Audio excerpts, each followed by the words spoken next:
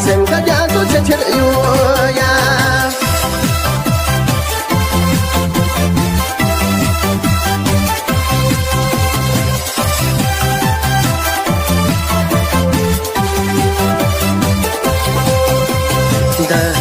đồ na có đồ lừa